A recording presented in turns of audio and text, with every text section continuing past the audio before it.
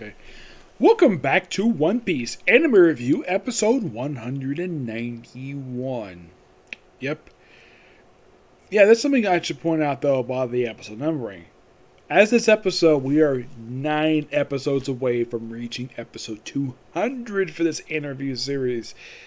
Though I think the one I'm reviewing next, that will hit 100 for this one, will. That will do it in just 6 episodes for that one. Okay, this one I'm discussing the newest episode of the anime, which is called To the Land of Wano, the Roger Pirates Disband. That's episode 969. Yep, and of course also new shit in the manga. This one adapts pages 2 through 14 of chapter number 968. Yep, which means probably next week we'll probably cap off this particular chapter and probably go through a little bit of the following chapter. Thing starts off dealing with basically the end of the Roger Pirates. Yep. Now, we see that Roger, of course, basically is sailing back to the town where he dropped a Buggy and Red Hair Shanks. Well, Shanks, in the previous episode, he goes back, picks him up. Of course, Buggy basically is eating some looks like turkey or whatever. A turkey leg.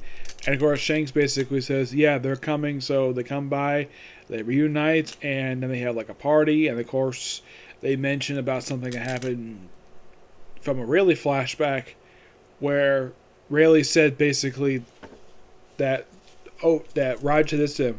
Let's turn upside down and we're destined to meet each other.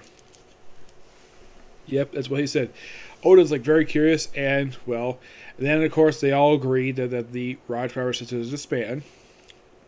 So Roger agrees basically to head out from his ship. So he says he'll visit Whitebeard one more time before he dies. And what happens up next actually is well known in the series. What happens next?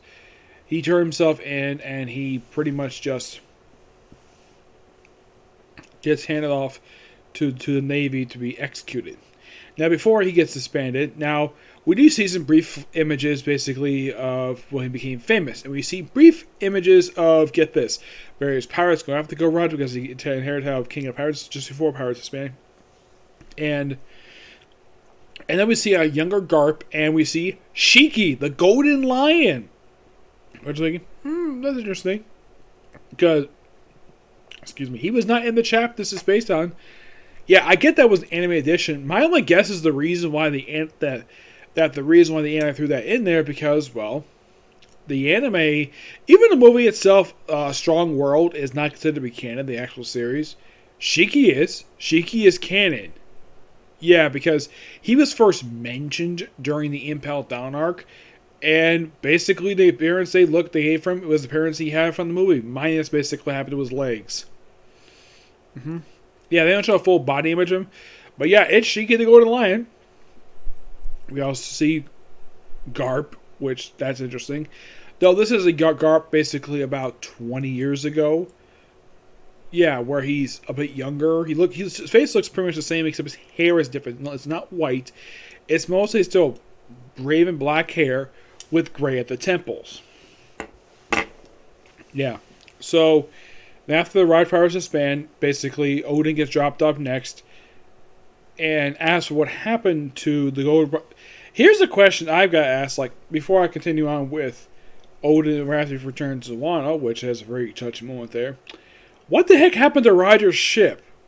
Because that's one thing that was never explained in the series. Like, oh yeah, and we get a chance to hear Rayleigh for the first time as the Dark King.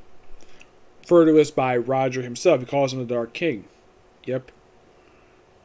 Now, we also have Crotus, the doctor, who gave Roger a bundle of medicine because he's dying anyways.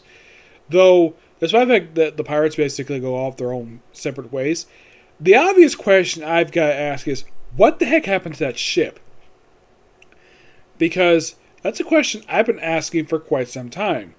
When it comes to this anime, like, okay, we get the fact that Roger Pirates disband. I'm sure they all went home, but what the heck happened to the ship? That's a very good question, and it's a nice looking ship. I kind of wish they explained what the heck happened to it, or who actually kept the ship. Because here's the thing, aside from Buggy and Shanks, the only people from this crew have been seen in present day have been Rayleigh and Doc Crochus. That's it. Yeah, because Ryder's dead. He died just prior to the events of the series. And as for the rest of the crew, don't know what happened to them. They all completely disappeared. Yeah, that's the thing comes to Ryder's crew. Unknown what their fates are after the events of the disbandment of the Ryder Power. They could have joined other crews, but they don't really say what happened to them. And this is something I didn't know. So apparently one of the members of Ryder's crew was a fishman. Yes. And we do have that thing where he actually goes briefly back down to Fishman Island. Which, that's interesting. Well, not a bad idea to do because we'll go back to Wano. And then we finally back to Wano. And of course, Odin gets home and he basically hugs his wife and his children. And he's like so happy to see that Himori basically is getting big. And then he hears Momonosuke call him father, which he's so happy with that. He of course just gives his daughter back to his wife. And he just is like so happy the fact he did. And of course he's carrying his daughter back to their house, which I think is so lovely the fact he does it. Odin is a big huge guy and he's carrying a tiny baby in one arm. Yes. Odin must be about 12 feet tall. Like, damn, this guy is huge. And of course he's got a beautiful wife. Though they don't really, now here's the thing, his wife also has got the whole patchwork thing. Patchwork clothes. Like his scabbards do. They do mention what happened to Dodro and Ashra. Like, Ashra basically says he joined the Yakuza and cheating with the pirates. Dodro, he of course became just borrow money and that's it. And then of course reveal what the heck happened. Like, while Odin was gone since the year passed. Of course, he doesn't see that there were smokestacks in the last 6 episodes. Now he does see them. Yeah, there's a reason for that. So pretty much like so basically he very much figures it out that his father has since passed away. Okay, he perfectly accepted that. He said he was very sad to miss his father's funeral. Excuse me, but according to Kinemon, that's not the issue. The issue is his successor, Orochi. A man who according to Odin's father, thought of him as like a younger brother. And Odin's like, I just let him borrow money. Why in the world would he consider him so like a younger brother? And he doesn't even put 2 and 2 together yet when it comes to that. But that was not the issue he had. Like, first they figure out that about the smokestacks. They are weapons factories with labor in them. And he's not immediately upset with that per se. He is upset what happens next. Now, this actually is addition basically made the anime. Like, basically, Kinemon tried to attack, Orochi, basically, for what happened with that family, being very cruel. So, they attacked Toki. Of course, they tried to attack Momonosuke. But lucky enough that Hidori blocked, Toki blocked the shot, basically. And they say that Komotsuku and Dogstorm stay behind to protect the place, which smart of them to do. You don't have to have all 9 scabbards go basically after Ochi. So, they found the attackers, but Toki gets wounded. Odin sees the wound. I mean, he gives her a hug and he says, "Thank you for protecting our child." Which any person who's a parent would basically sympathize with Odin.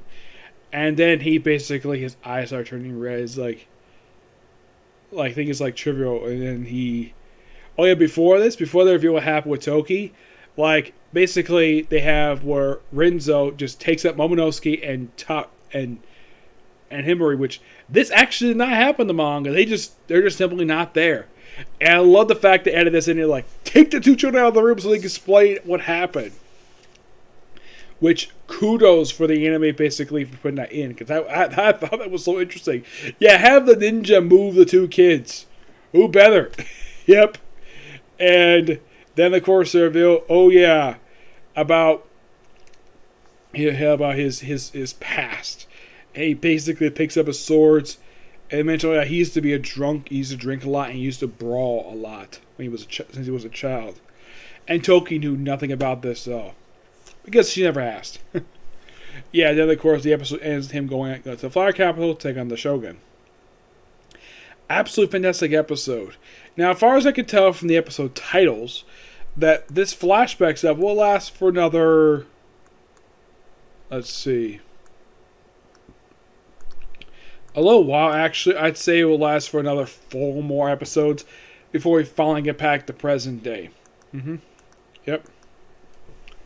Okay, now for the new chapter manga, chapter 1010, The Color of the Supreme King. Cover image is putting eye drops in her eye. Yep, that's the cover image for you. Yep. Alright, chapter starts off. Oh my gosh. This is the 3rd chapter I reviewed where the chapter picks up exactly where the last chapter left off. Like first is Black Clover and then My Hero Academia, freaking One Piece. Wow, 3 chapters in a row where they pick up exactly where it left off.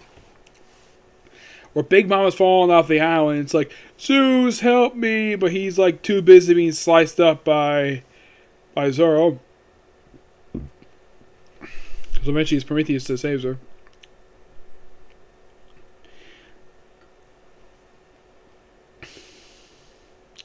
Then of course Kaido goes after, well, Zoro's, hey pirate, let Prometheus go. And then we have Law basically doing an injection shot on Kaido. Oh, those powers of yours. And tap at you really threw me off, Chowfogger. And then Prometheus basically goes down with the talking sword. And so I was like, hey Traffy, that flame's gonna go and say Big Mom. Let me go, the plan might as well be a failure if anyone dies. The plan went separate to them. Nobody taking that far. And of course, Captain Kidd and Killer are like, we'll do it, Big Mom. Yep. And of course, she's saved by Prometheus. Oh, my sweet. And of course, she's like, what is Zeus doing? I think he's doing. Back. What is it? And so with those clouds. And then we see Zoro do something he has not done. Yes. Or basically, it looked like Kaido was about to kill Luffy.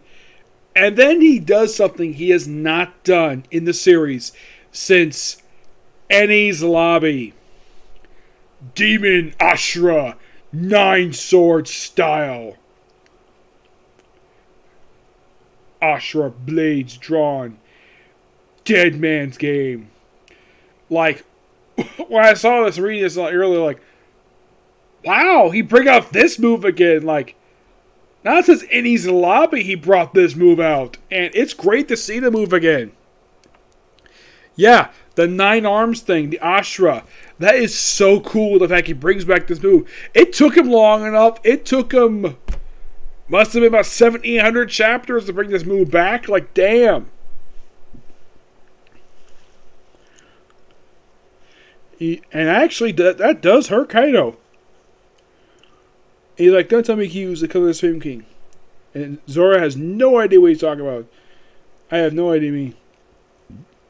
Not the best that I could do. I also make these 9 feet. And he's like, you did it. You did enough. This wound will remain with me. And he's like, your generation will be an annoyance. And of course, Law wants to get him out of there. And he's about to attack, and then, well, basically, Law takes the blow for Zoro from Kaido. What a shame! If you would come, you would conquer the world. With you, he's like, I never go, you idiot. We love the samurai. Mark my words, you're going down. And of course, well, then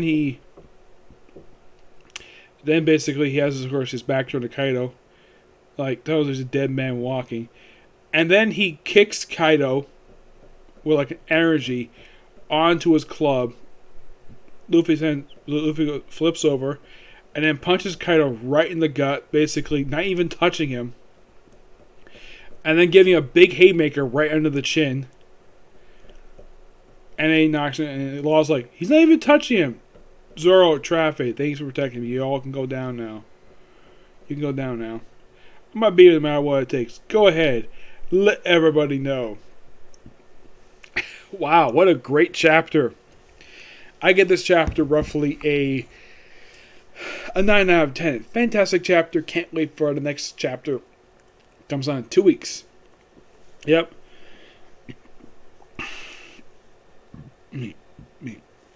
So yeah, that's it for Sick Review.